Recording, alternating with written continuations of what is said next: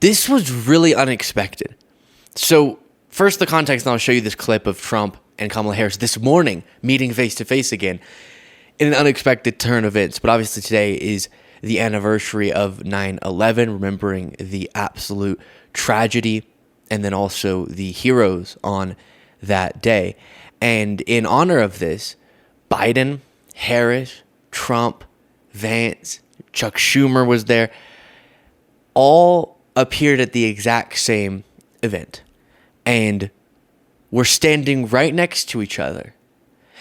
And something happened that I want to show you. You got to sort of focus on the video to notice, but I'll describe for our podcast listeners once we get to it. The first, though, this is relevant. Last night, you remember, Harris walked out and said, "I don't care if Trump's going to walk away from me. You're shaking my hand."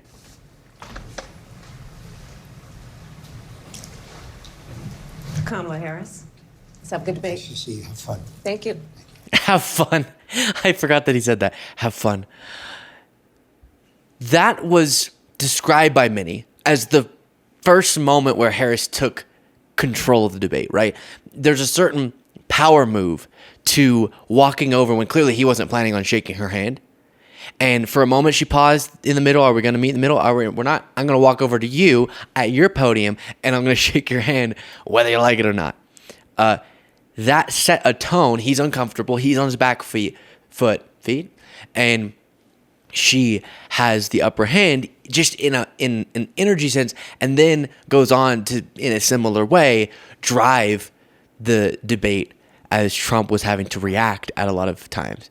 So clearly, at this event, Trump wanted to be the one who instigated the handshake to make up for that.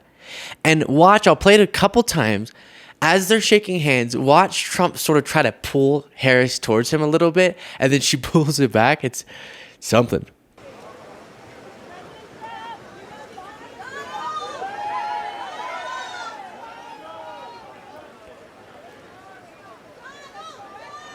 So it's mostly obstructed by Bloomberg there, but watch very closely.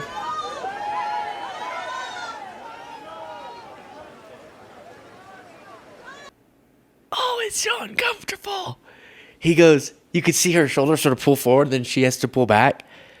He's trying to make up, maybe just in his own heart, maybe not even for the opposite, just in his own heart, make up for the embarrassment of the night before. And one of the ways he felt like he could do that is dominate the handshake, because clearly she did last night. One more time, and then I'll play more of it.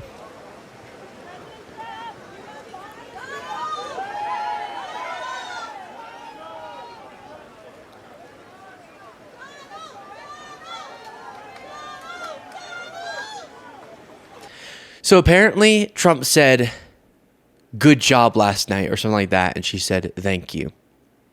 This is just really awkward, though.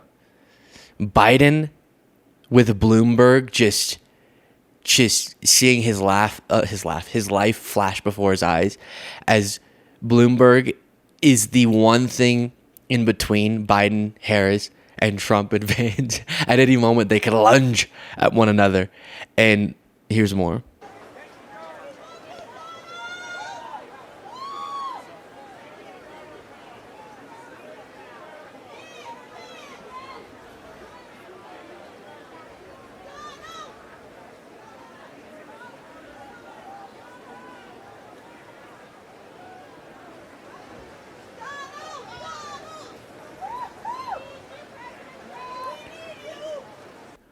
A bunch of MAGA folks were posting this clip saying, "Oh my gosh, see, right in front of Biden Harris, you have a crowd of adoring Trump fans."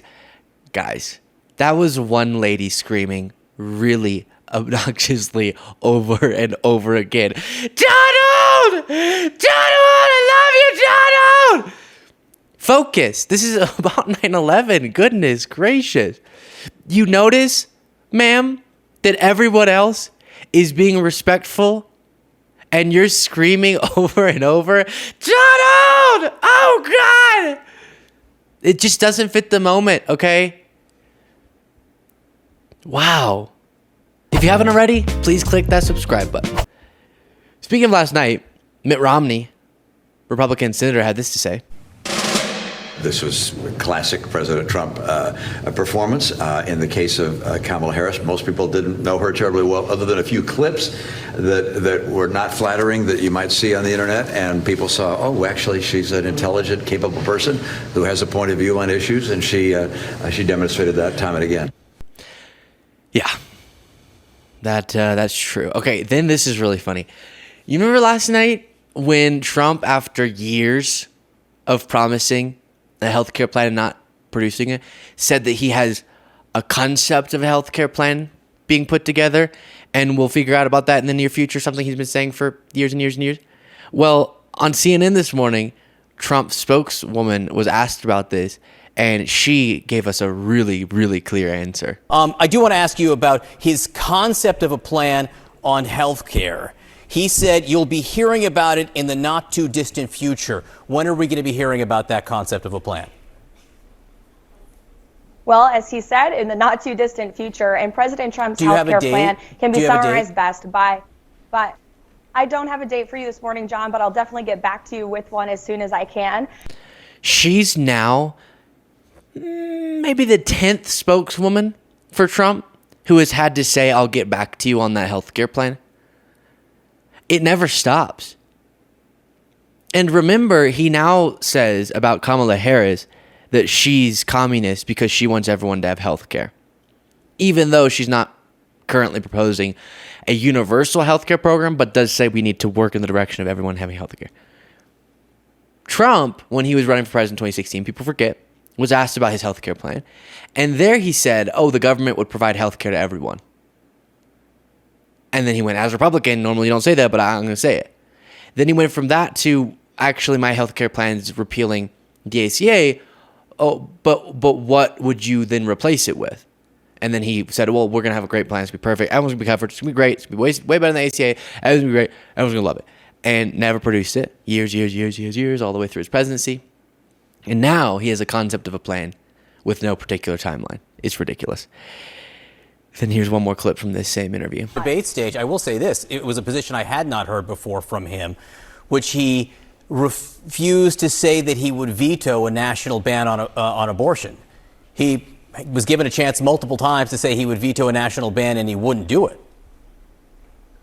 Well, he has said multiple times as well that he will not sign a ban on abortion, and it's because it's a states' rights issue now. And Kamala Harris.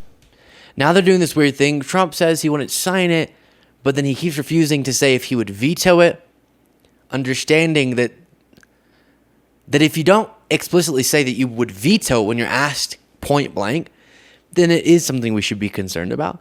If not because we actually think that could get to his desk, then at least as an indication of his values and what through his executive authority he'd be prone to do. Christie's takeaway from last night was this. And with Christie, so Governor Christie, you heard the debate, remarkable debate. Bottom line, what'd you think? She was exquisitely well prepared. She laid traps, and he chased every rabbit down every hole instead of talking about the things that he should have been talking about. This is the difference between someone who's well prepared and someone who's unprepared. Whoever did debate prep for Donald Trump should be fired. He was not good tonight at all. And what Harris did was what she had to do, which was to prove that she belonged on that stage. She has a voice that wants to try to unite the country. And Donald Trump spent more time talking about people eating pets, people at his rallies, and whether he had more or less than he did about the economy. And that is a huge fail tonight. I think what we're going to see is that Kamala Harris is now being seen by a lot of voters as a potential president. That's what she needed to accomplish tonight. Trump better get to work or he's going to lose this election. And hopefully he will. Let me know what you thought in the comments. Support the show by clicking the join button below. That also gets you access to the members only bonus show. We have a great time there. And join us.